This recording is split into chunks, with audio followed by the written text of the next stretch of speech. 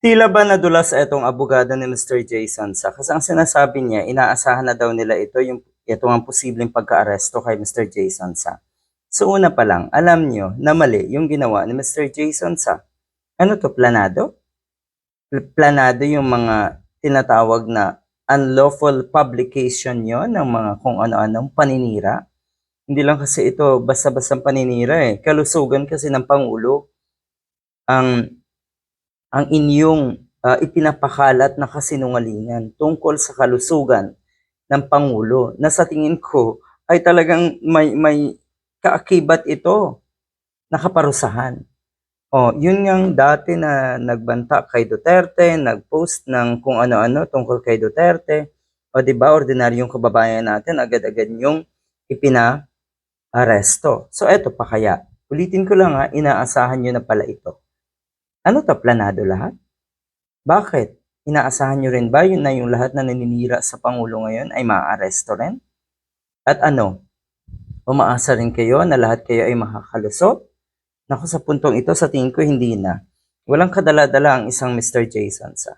Ang sinasabi kasi, ito daw na offense na ito ay very minimal lang. Kaya hindi na daw dapat palakihin. Siguro ay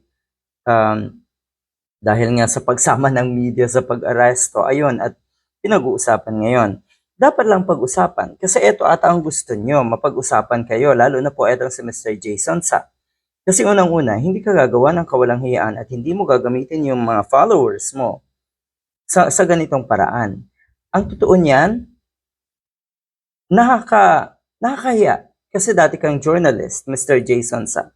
Pero hindi mo pala alam kung ano yung lawful publication versus unlawful publication. Hindi mo pala alam ito. Isa man napakaraming pagkakataon, ang galing mong magmarunong eh.